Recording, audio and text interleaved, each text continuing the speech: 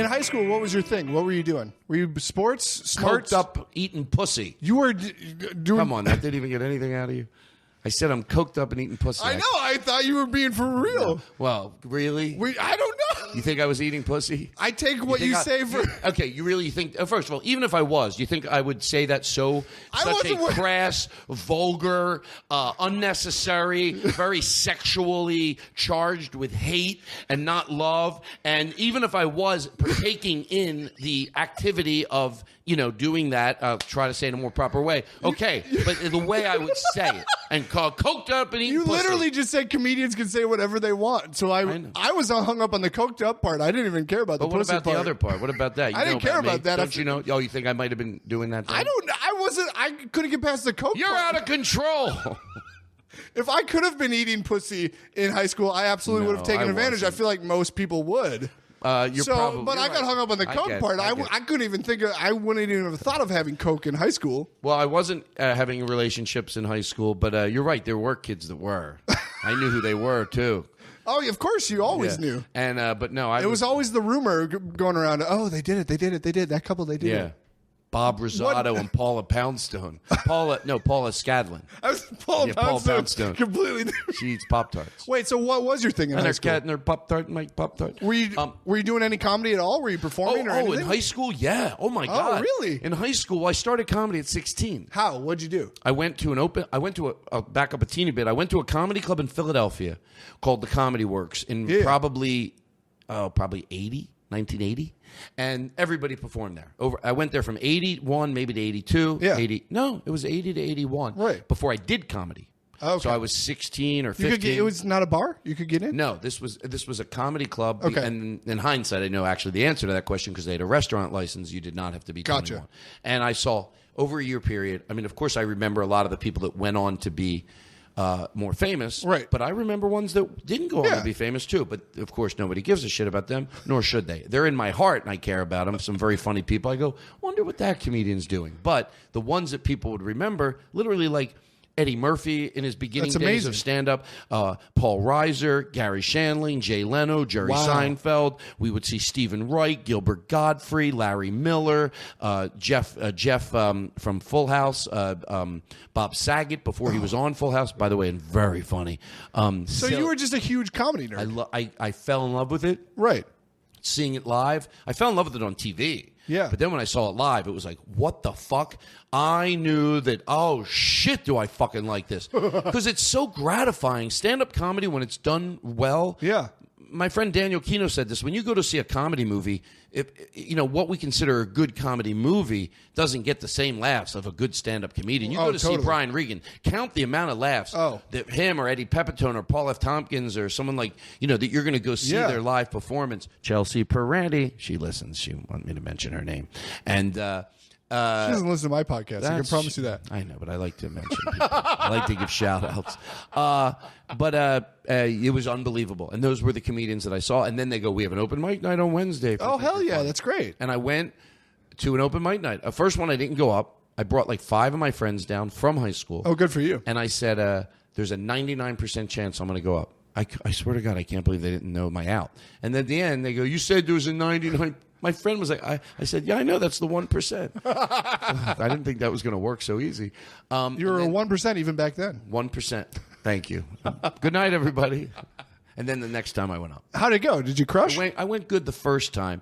It always does the first time. It's such a tease. First time I did stand-up, I killed it. It's funny. You hear that more than you don't. And I don't know if it's – I don't know what it is, but it does happen a lot. And it's okay. But that it didn't go great the next week. Right. But I never stopped. That's great. And one time there was anyway – one time about a year ago, this has to do with the first time not going well. I just lucked out it went well. The next 2 times it didn't, but a comedian did not do well. Right. But I enjoyed talking to him off stage, and it was really nice, and I knew it didn't go the way he wanted it to go, and it was his first time. And I didn't think this was bullshit motivation. I even told him that. I go, fuck bullshit motivation. If you did bad, you want to do comedy, you're going to do bad. But I think I have something that might make you feel better. Only if you choose to do this for the rest of your life. Right. You are part of a club. And to get into this club, when your first time goes well, yeah, it's better. I'm not going to fucking tell you that it's right. But no matter what, you're in a club. Whether it's Mitch Hedberg or Richard Pryor or Eddie Pepitone or Andy Kindler or, George Carlin or Rodney Dangerfield, you're part of that club that you had to go on stage first time. Every one of those guys, now you went on stage for their first time. No comedian doesn't exist on the planet that didn't have to, for the first time, get on stage and do 3 or 4 minutes of comedy in front of an audience. Everybody has their first. Now you're part of that club. What great advice. I hope it made him feel better. Who was that? I don't remember his name. I remember that it was in Washington, D.C., but I don't remember his name. He better fucking remember me, that goddamn nice advice I gave him, that pile of shit. So you got your legs going as a high schooler, and you just bought in. You just went for it. I went once. I found friends. I loved it. I felt like I should have been in high school when you have common interest, but I was bad at learning, and I was bad at sports. Sure. And this I loved, and I'd go out afterwards and hang out with everybody. That's great. Yeah, and go... So after high school, what did you do? Did you pursue comedy more? Did you move to like New York or whatever? Or? I didn't. I stayed in Philly for, I stayed in Philly until 90. So I started stand-up in 81. Right. And then I moved out in 90. I went to California. Why'd you stay there so long? Because I was working a lot, and I don't even know. Like, I only moved when I would meet, because I worked at the Comedy Works a lot. Yeah. Like literally, like sometimes 3 weekends. I would get to host these crazy shows with great comedians. That's great. My first comfortable. Week, it was very comfortable, and the money was good, and there was another club called the Comedy Cabaret, so there was a lot of work. Right. And then eventually comedians you meet because you're working there, and the headliners come in, and you're the host. I was still hosting, right. And they go, when they tell you should move to L.A., it's usually because they think you're funny. Right. So they would hear that, and then the owner moved there 2 years before, and it was like, okay, I know he's there. He was nice to make me feel welcome when I got here. Even though he owned the club in Philly, he now had moved to Los Angeles. Oh, nice. Steve Young. So you skipped Steve Young, the great 49ers quarterback. Yes. Wait, so you skipped college? You didn't go to college? You focused solely on comedy? I didn't even graduate high school. Oh, you dropped out of high school to focus on comedy? I went, you know what? I knew I wasn't learning a lot in 10th grade, and guess what? I remember thinking, just go. Because I almost could have talked my parents to not going anymore. But I started to have friends.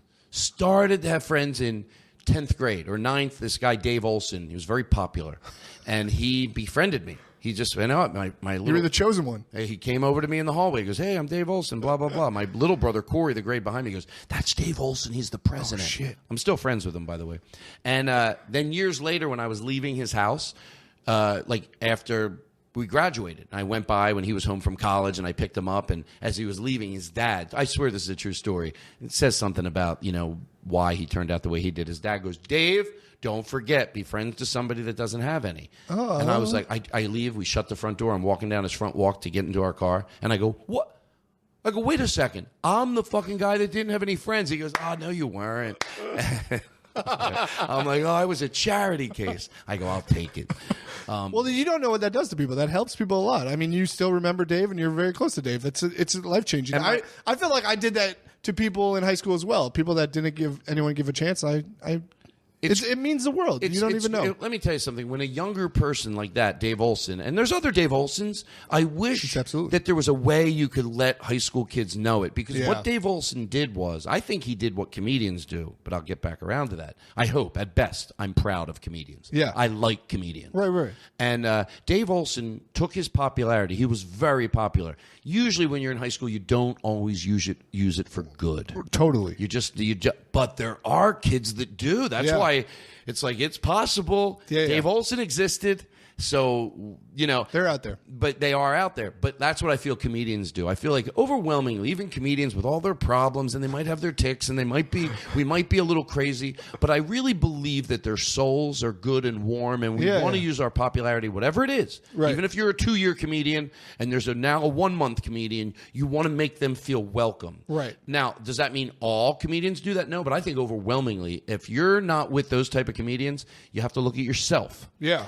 Because there's a lot of them out there. If you go, oh, the thing about comedy, it's a real cutthroat business. You have to go, oh, I feel bad. I want to go. Right. It might be because you're cutthroat. Because I'm telling you, I'm not denying there are those people in comedy, but there's a lot of fucking great. I'm talking about open mic night level to my level. Totally. There's a lot of people that just love seeing new good comedy. They embrace it. They get excited when they see it. So find them because they're there. I totally agree. I found that more so out here. I like to cut the people out that are negative and sort of competitive like that, it doesn't help anybody. I feel like It doesn't. I believe in the karma of it. Absolutely.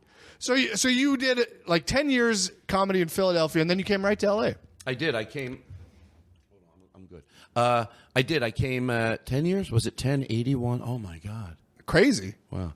But you're making money, you're getting reps, you're doing your 10,000 hours? No, absolutely not. No, I'll never forget No regrets, myself. Todd Glass. I did. God damn it, no regrets. I came right to L.A. Had you been here previously? I came once because one of the comedians, I went to the Comedy Store because Tom Wilson was like the first comedian I ever saw in Philadelphia. Like, okay. He was Tom Wilson, Judy Toll, and Myron Young.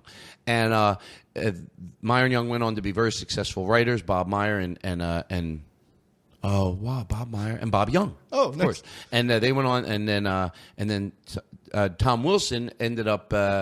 He played Biff in Back to the Future. Oh, nice. He's done a lot of work, but that's the thing that everybody knows Right. that he's done.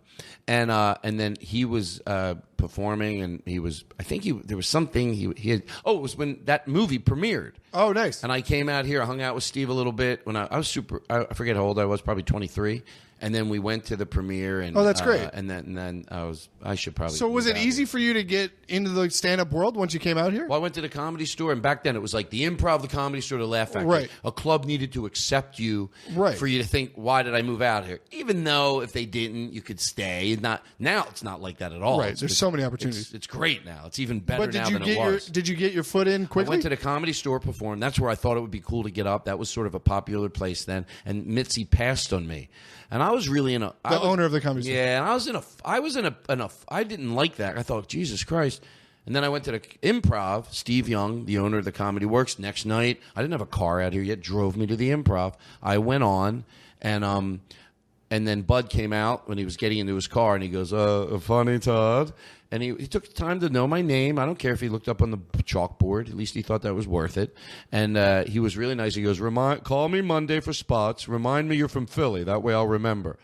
And I'm like, oh. And I called spots. That's Every great. single week. They had 13 improvs then. You would get booked in like Dallas. You would get booked in Florida. You would get booked in. wow. There was one in Addison. There was one in Tempe. There's one in Irvine. There was That's one amazing. in Brea. Yeah, so that was all good. That worked So did out you good. get like an agent and things right away, or did you sort of just focus on the comedy and do it yourself? Steve Young was the owner of the club, and he helped me out as my manager in the beginning. Oh, nice. Yeah. So he was like you're booking the tours and things like that. All you had to do there was know the improv. So once I got in there, it happened. That circuit. But and then he helped me get into those places. I didn't realize this until I looked you up in my mid break, but you did Home Improvement when you first came out. That was like 2 years later. By the way, How did that happen? That was like my favorite show ever. Well, first of all, You like the Karen Burnett show. I like Tim. I hate auditions. Of course, I everyone hate hates auditions. I stopped going on them eventually. Yeah. It changed my whole life for the better. Because I was with Omnipop at the time, and Andy Kindler was with Omnipop. Okay. And Andy didn't go out for commercial auditions, I found out. So I was like, what? So I go to Bruce, like I'm 12, and I go, Bruce, because I thought he was going to say, well, Todd, no, Andy doesn't go because I go, if I don't want to go out for commercial auditions, is that, he goes, yeah, you don't want to do commercial auditions? Oh, that changed my life. It gave me a goddamn stomachache going out for commercial So auditions. eventually you did get an agent, though, and you were auditioning for commercials and shit. I did go out for some, and then I would go out for, I didn't do well in the auditioning process of that, or, Well, nobody does. but then It's once in a crapshoot. blue moon, some people are better. Preparation leads to comfortability. I wasn't prepared. It was hard for me to read the scripts, and I couldn't, so I... And you just got Omnipop from your comedy? They just Yeah, we like yeah. you, come on a roster? Yeah, they would. Oh, yeah, that's how everything happened. You would do stand up, and you go, okay, He's got the chupka. Is that the word? I liked. He's got the chops. You know why? Because he had Andy Kindler. Oh. And I remember just thinking, if he had Andy Kindler, and I loved Andy Kindler, that it was cool Sure. to go there. And that's where Jimmy Pardo was at the time, and Jimmy Pardo still is. And but he was. So the word on him was that he didn't try to change you or mold you into something. That's great. Oh, we'll mold you into this, and you'll be. He goes, no. That's a long road. That's great. Let me just figure out what you do, and we'll be patient, and you will find. That's fantastic. He was. So how did Home Improvement come about? It was just once you told me you didn't want to do commercials, he sent you theatrically? No, he goes, do you still want to go out for like auditions like that for sitcoms? And Yeah. I didn't either. But once in a blue moon, against my will, I would get things. I didn't want to go so... I'm not acting like I wouldn't do all right if I was in a movie, if it was like I was Don Rickles later in my career. Okay, I think I could do work that I was very proud of. Yeah. But the audition process, which no boo-hoo, that's part of the game. You got to be able to audition. You got to be able to read lines. But the ADD... Not the ADD, whatever it is that I have. ADD, I can't remember anything. All they'd have to do is say, all right, when you come closer, don't get right up to it. Cheat a little. I know in normal life you'd probably, and I go, okay, now that's one thing I got to remember. Okay, now I got my line, and don't go close. And then if they added a second thing, hey, when you come in, you stop perfectly. Just, I know it's ridiculous because you wouldn't talk to someone that far away. Right. But for this shot, I'm like, I get it. Just 10 feet away of my line, 10 feet away of my line. He goes, tilt towards your right. I go, fuck! So acting's never really been on your radar. You've always been about the comedy. Stand-up comedy. If I could just tour around like Brian Regan and be in a tour bus. And you do. No, I don't go in a tour bus, but I do tour around, yeah. And I'm happy. I'm thrilled. I love stand-up comedy. I just can't get enough. Touring, I love it. I love going to hotels. Love comedy clubs, the good ones. Luckily I'm at the point in my career where, although there's things that I want like everybody else, I want to be, I want to work bigger rooms, but at least I work comedy clubs that I'm proud of, that are not shitholes, and that I'm proud to work. So that's try to be appreciative of what I do have. Yeah.